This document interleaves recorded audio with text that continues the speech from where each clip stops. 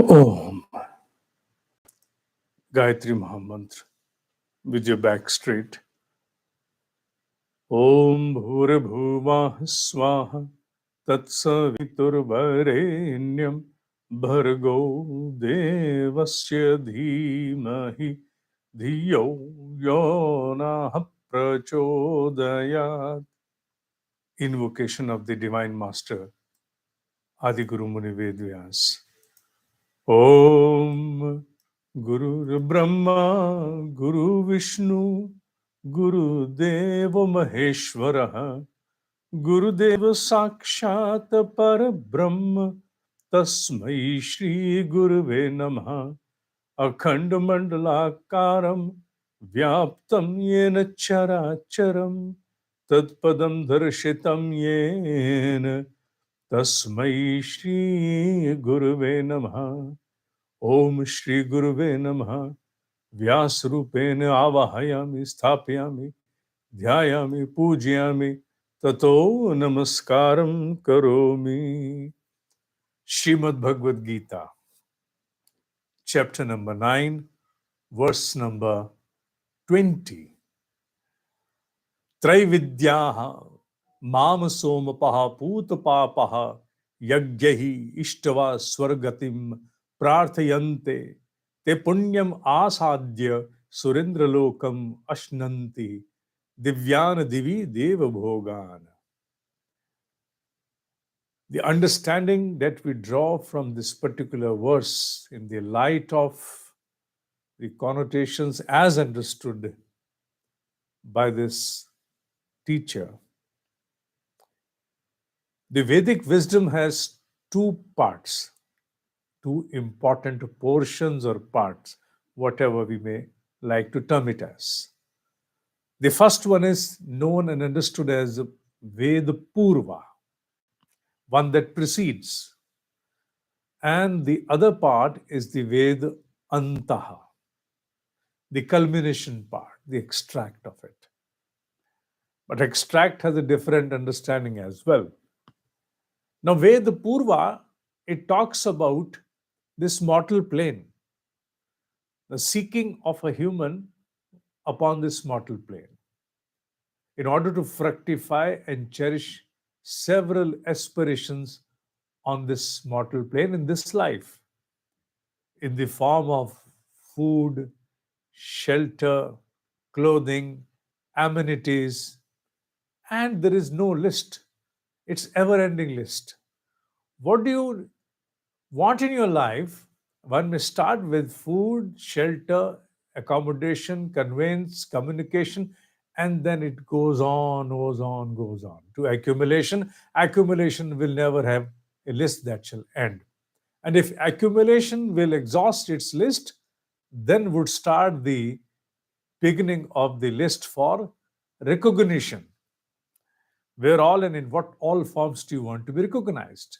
So it's an ever-ending list. Whatever you need from this life on this model plane, how to achieve that, what are the different procedures available, that part is termed as Veda Purva, wherein you find the rituals that enable you propitiate different powers, celestial powers, powers of the nature, so that they manifest themselves upon the seeker. In fact, yes, the procedures are stringently to be followed. You cannot observe any laxity into them, otherwise, nothing will come as an outcome. And here in this particular verse, it is a mention about such a procedure. A procedure not in detail, but merely indicated.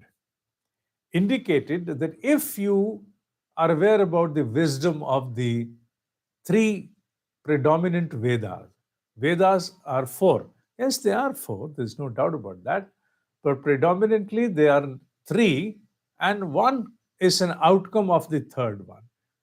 Namely, Rik, Yaju, and Sam. Atharva is an outcome of the third one. Now comes the point that if the Vedic wisdom is for three Vedas in number, one who knows about the Vedic wisdom and also offers as oblations through yagna what? Soma. Now, som is a very technical term. It also means a herb, a medicinal herb, which has magical properties. It also means many more other aspects according to the Sanskrit dictionary. But we accept the medicinal herb with the magical properties because here we are talking about the yagya, which is the sacrificial fire, in order to offer it as an oblation. So, one who knows the Vedic wisdom, one who is offering the soma as an oblation, shall get purified, and as an outcome of the purification and the propitiation of the Lord, will be blessed with a lot of credit points known as punya, lot of abundant in abundance, a heavy bank balance like high net worth individual.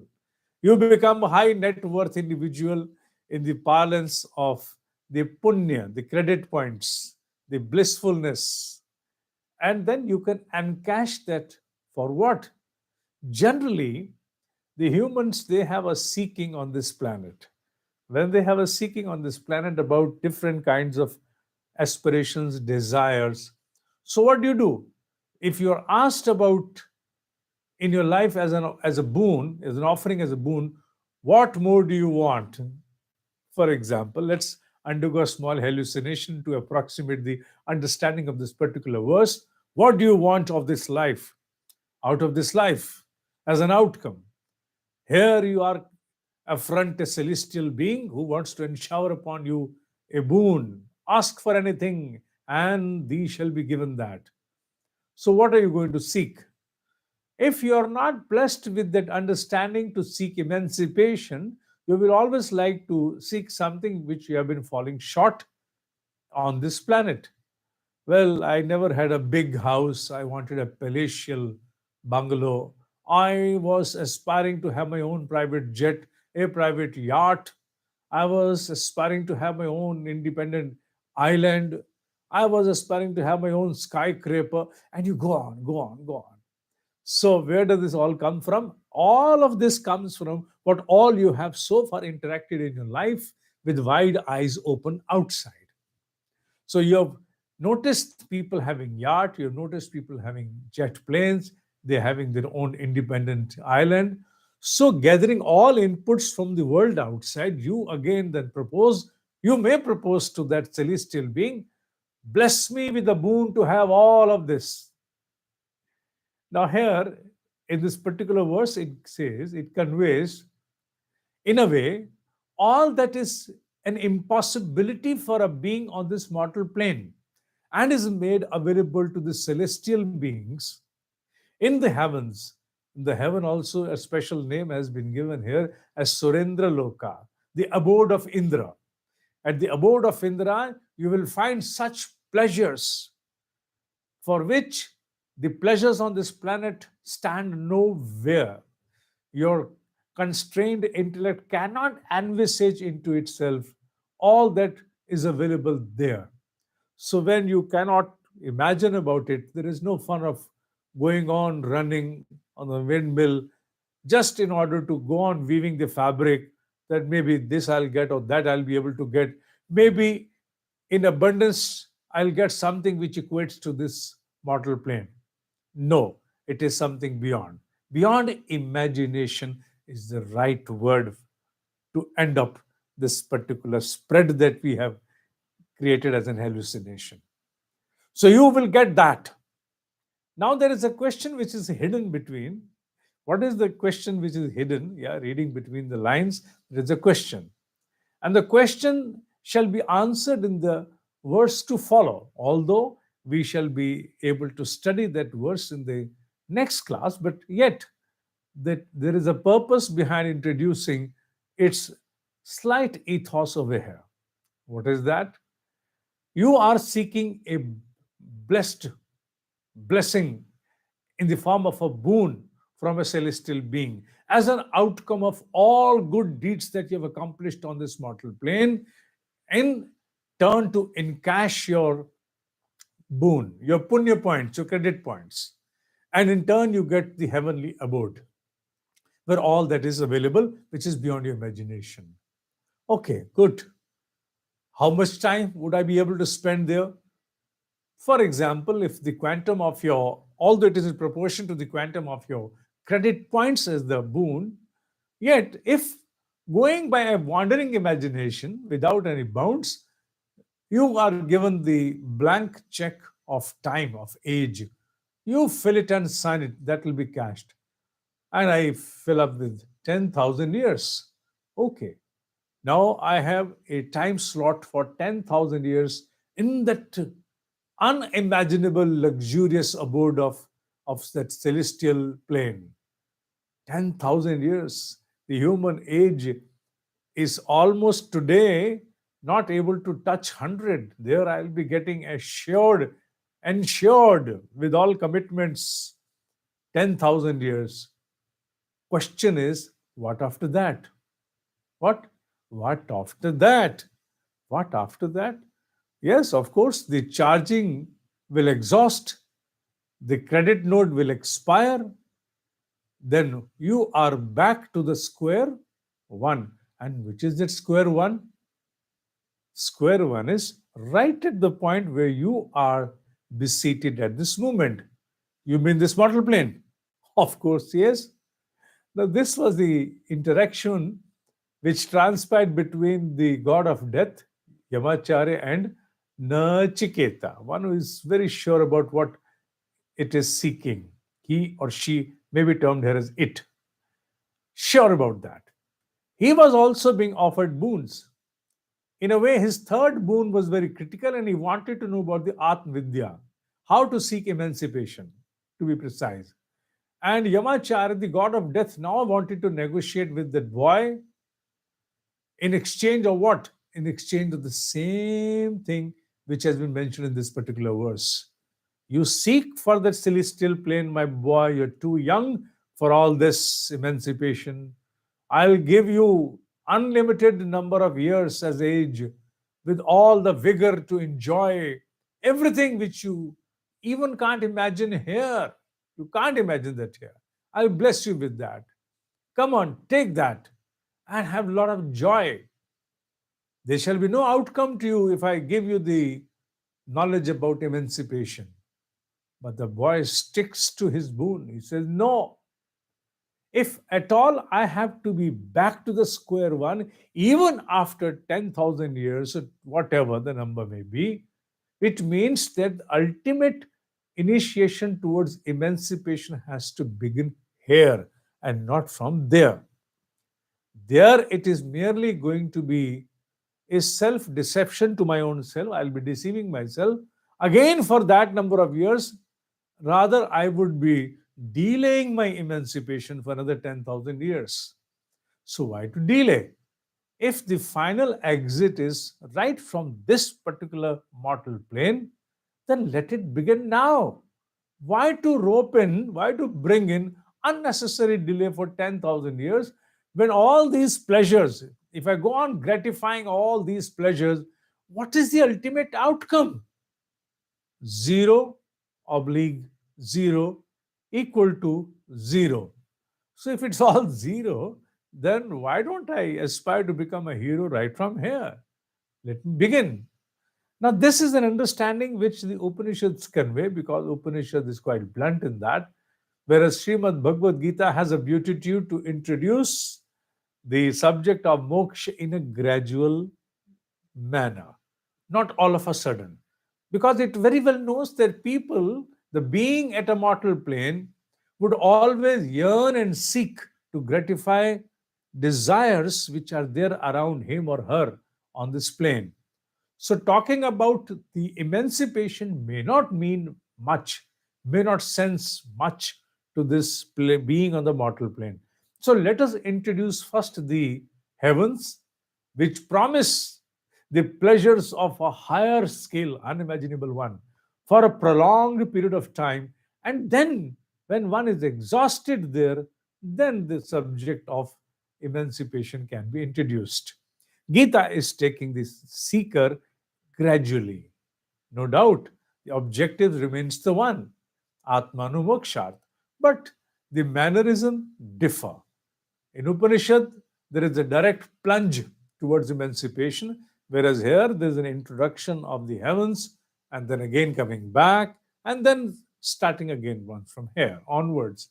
So Gita also acts as a facilitator which matures, renders maturity to the seeker to grow, evolve, gratify, and then move towards the final plunge. So this particular verse talks about a ritual to a knower, one who knows what is Vedic wisdom, yet engaged into rituals. And through the ritualistic offering, one seeks. It mentions here the Ishtva Swargatim Prarthayante. One prays to have the abode of heavens. And if rightfully the ritual has been performed, the Lord has been propitiated, then of course one shall be blessed with a stay in the abode of Indra, that is the heavens, that celestial plane. And you will stay there and then cherish all those divinely pleasures there. The verse stops to go beyond because the furtherance will be in the next verse to follow. But today, while introducing this verse, it was felt at my end that why not to also furnish you with slight reading between the lines, that it talks about seeking pleasures at a different celestial abode, because on the mortal plane nothing is complete. Everything comes with an inherent defect. So, with the everything coming with inherent defect, there are bounds to be certain yearnings which will be there even in the residual form. They were there even within whom the most exalted ones like Lahadi Mahashaji, even in him he had a deep aspiration, who wanted to have a palace made out of gold, and that of his desire was exhausted by Mahavtar Babaji through a sort of a hallucination which was more live to experience and exhaust, come out of it. Whereas here the mentions only conveys that as an outcome of your oblations, ritualistic oblation, you will be blessed by the heavens in order to cherish those divinely pleasures unavailable, unimaginable by the humans on this mortal plane. But what after that? That has been now introduced to you as an indicator. More shall come to it in the next verse, in the next class, where we shall take up the next verse and conclude the understanding. But this the concluding aspect of the understanding will not merely stop to this end, that ultimately the plunge will be from here, but beside that, introducing to you the discrimination between Nitya and Anitya. Now, what is Nitya and Anitya? Nitya means something that has to stay forever. And what is that? Consciousness alone. Nothing except consciousness is there which will stay forever, which is there for infinity, shall remain for infinity. Rest all is transient, will end. Even the heavenly abodes, those celestial planes, they do not have a permanent existence. They are also in transition. When there shall be the pralaya avastha, the entire creation will then go back to its origin. Where shall the heavens reside? Even the heavens will have to follow the suit. They cannot make themselves immune from that propel. They will have to go into that sway. So this introduces to us in a way the discriminating line between something which is there for eternity, that is consciousness, and rest all which is merely a projection, a transient outcome which is not going to stay. And one has to always side by the infinity eternity, that is consciousness. The subject will be introduced, although to assimilate the subject and to then follow the conduct of life in accordance to that, may take few more lives to come. To understand the concept is the task that has to be performed by this brain. It will understand. But to follow, you need your entire existential dimension, which has five more layers to follow. Your pranamay, your manomay, your vijnanamay, all of them have to be aligned right into one direction. Will that have will that happen in one life? No. Had it been so, then most of us would have been almost on the verge to see to gather emancipation. But it is not so. We may understand, we may accept, we may observe the fact, the distinguishing line between the eternity, infinity, that is consciousness, and rest all. But yet, to dedicate the entire life upon that understanding is not that easy. Not that easy.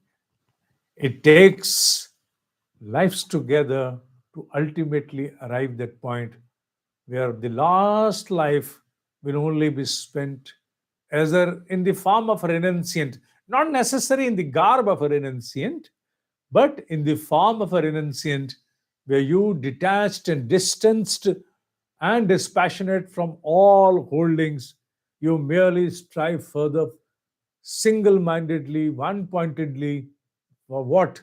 Seeking moksha, moksha, and moksha.